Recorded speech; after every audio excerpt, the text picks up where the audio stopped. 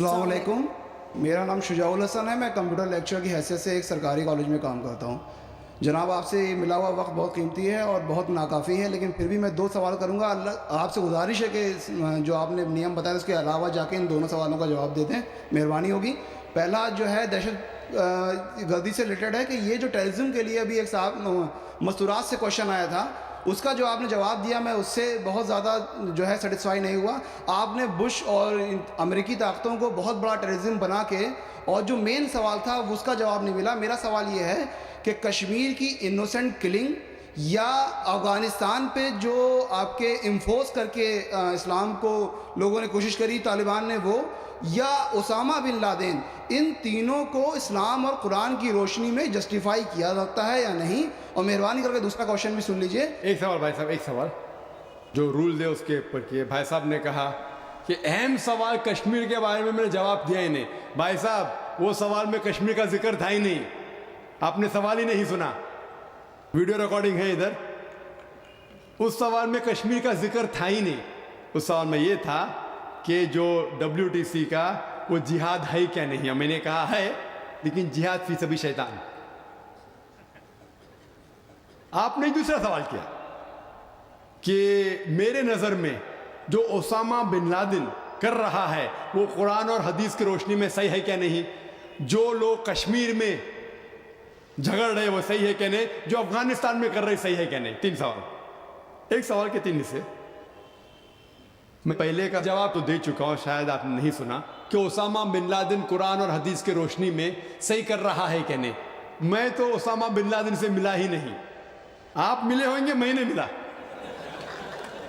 اللہ تعالیٰ فرماتے سورہ حجرات میں سورہ نمبر 49 آیت نمبر 6 میں، جب بھی کوئی آپ کو انفارمیشن، کوئی چیز معلوم پڑتی ہے، خصوصاً اگر فاسق کے ذریعے ہے، تو اس کی تحقیق کرو.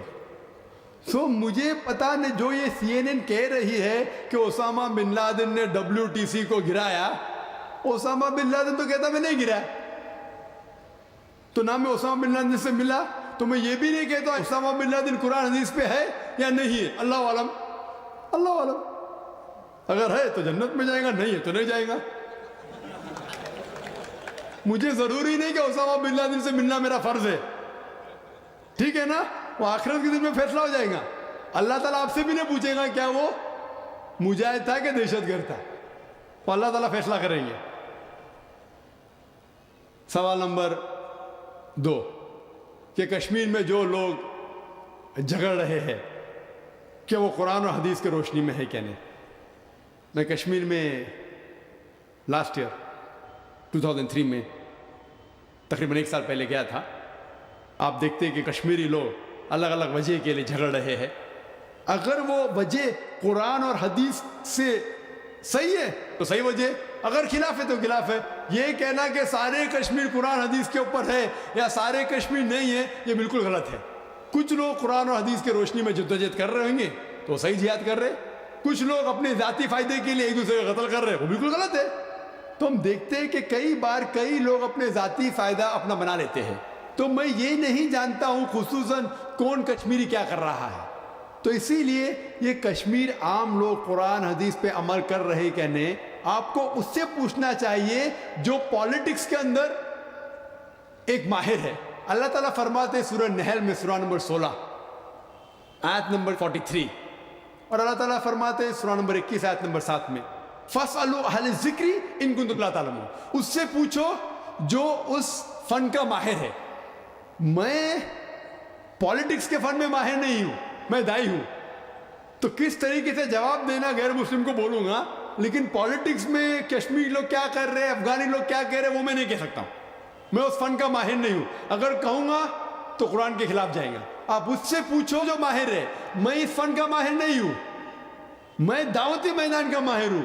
آپ بھگوت گیتا کے بارے میں پوچھئے، رامائن کے بارے میں پوچھئے، ہندوازم کے بارے میں پوچھئے، عیسائیت کے بارے میں پوچھئے، یہ افغانستان کے بارے میں یا کشمیر کے بارے میں.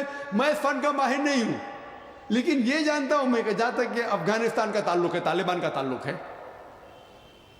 ہم دیکھتے ہیں CNN کے اندر کہ کئی بار BBC اور CNN میں دکھایا گیا کہ ایک طالبان ایک خاتون کو بے دردی سے مار رہا ہے. ارے طالبان خواتین کو مارتے ہیں ظالم لوگ. کیونکہ دائی ہونے کے حیثیت سے میں کئی ممالک کا دورہ کرتا ہوں. 2 سال پہلے میں ملیشیا میں گیا تھا. وہاں ایک شوہر اور بیوی سے ملاقات ہوئی جو ڈاکٹر تھے. بیوی گائنوکالوجسٹ تھی اور شوہر سرجن تھے. انہوں نے تقریباً 1 مہینہ افغانستان میں رہے اور انہوں نے کہا مجھ سے کہ یہ جو ٹی وی میں دکھا رہے تھے کہ طالبان لوگ خواتین کو مار رہے یہ بالکل غلط ہے. میں نے پوچھا آپ کو کیسا پتا غلط ہے؟ تو اس نے مجھ سے کہا, وہ میاں بیوی نے کہا, کیونکہ طالبان کو جو پگڑی باندھتے ہیں ان کے باندھنے کا ایک خصوصی طریقہ ہے. مثال کے طور پہ جب ہم عربوں کو دیکھتے, ہمارے لیے جو عجم ہے, ہمارے لیے سب عرب ایک جیسے پگڑی باندھتے, پھیٹا باندھتے, اپنا غترہ باندھتے. لیکن وہ عرب ہی جانتا ہے کہ سعودی غترہ باندھنے کا طریقہ الگ ہے, وہ اماراتی یو اے ای کا غترہ باندھنے کا طریقہ الگ ہے, وہ کویٹی کا غترہ باندھنے کا طریقہ الگ ہے. وہ پہچان سکتے. ہم نے اسی طریقے سے وہ طالبان کی پگڑی باندھنے کا طریقہ الگ ہے. وہ ڈاکٹر کہنے لگے مجھ سے کہ جس طریقے سے وہ بی بی سی اور سی این این میں دکھا رہے تھے طالبان خواتین کو مار رہے, وہ طالبان ہے ہی نہیں, وہ ایکٹر لوگ کو لے کے آئے تھے. لیکن بیوقوف تھے کہ ایکٹنگ میں برابر سے نہیں کیے, وہ کپڑے برابر نہیں تھے. میں نے تقریر سنی ایک رپورٹر جس کا نام ہے یوان ریڈلی. یوان ریڈلی ایک برٹش رپورٹر ہے. جب اٹیک ہوتا ہے امریکہ کا افغانستان پہ, بھائی صاحب کو دکھ ہو رہا تھا جب میں نے کہا کہ امریکہ ٹیررسٹ ہے, دکھ ہو رہا تھا ان کو. جارج بش اگر آپ کے رشتہ دار تو معافی چاہتا ہوں میں. تو یوان ریڈلی جو تھی, یوان ریڈلی ایک رپورٹر ہے, برٹش رپورٹر, سفید ہے, وائٹ یورپین. اس کو بھیجتے ہیں افغانستان میں تحقیق کرنے کے لیے طالبان کے بارے میں. وہ سارے تحقیق کرتے ہیں اور پورے ٹائم وہ نقاب میں رہتی ہے, حجاب میں رہتی ہے. ایک بار کیمرہ گر جاتا ہے اور اس کا راز فاش ہو جاتا ہے, تو طالبان اسے پکڑتے ہیں, 6 دن تک اسے قید کرتے ہیں.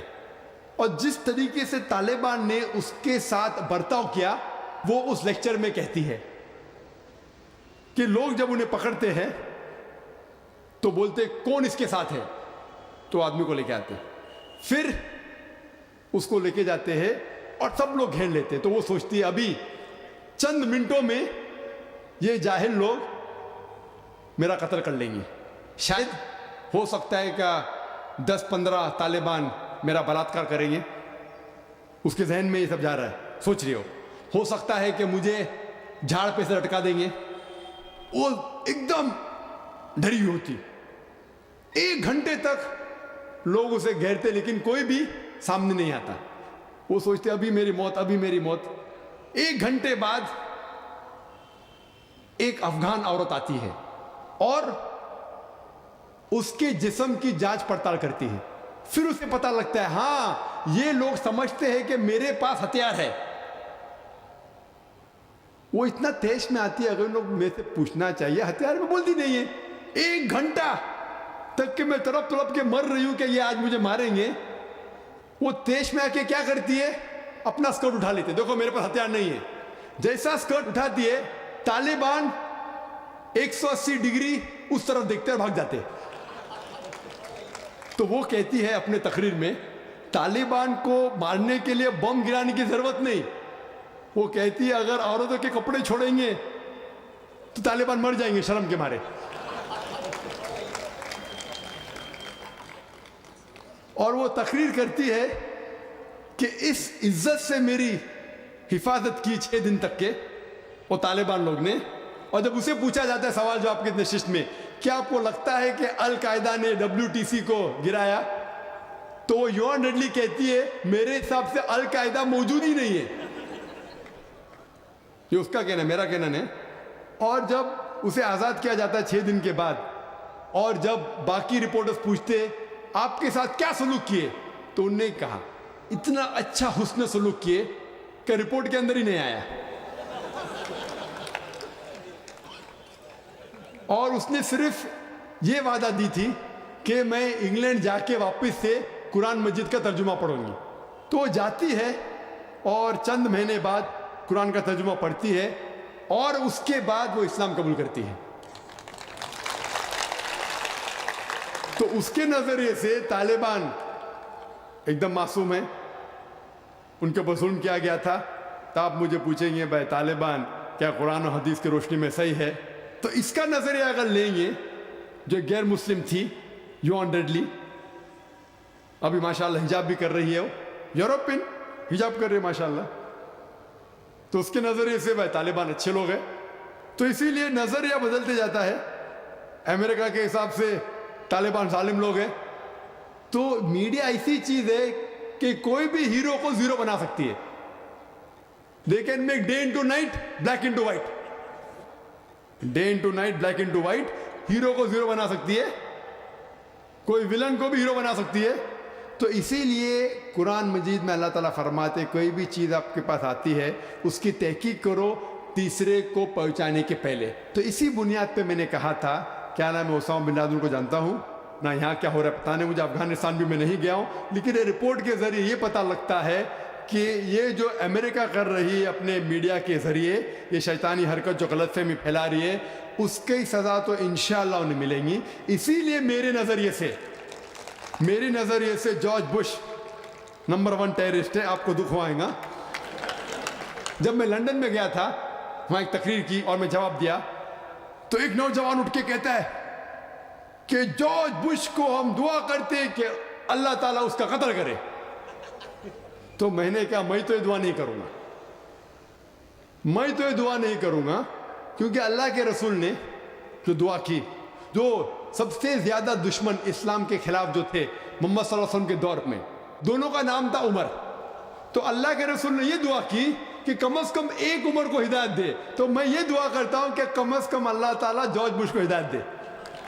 जी दोस्तों, जैसे कि आप लोगों ने आज की वीडियो देखी, तो दोस्तों उम्मीद करता हूँ कि वीडियो आपको अच्छी भी लगी होगी। जैसे कि डॉक्टर जाकिर नाइक का जवाब आप लोगों ने सुना है कि मुझे ना मैं ओसामा बिन लादेन से मिला हूँ, बल्कि हाँ उसकी जो बातें हैं वो मैंने सुनी है। लेकिन जैसे कि अमेरिका अभी कह रहे हैं कि ओसामा बिन लादेन ने BTC पर जो हमले किया है, तो ये भी ओसामा बिन लादेन ने किया है। तो दोस्तों जैसे कि डॉक्टर जाकिर नाइक ने कहा कि ये ओसामा बिन लादेन के बारे में मुझे कुछ नहीं पता कि ये उसने किया है या उसने नहीं किया है।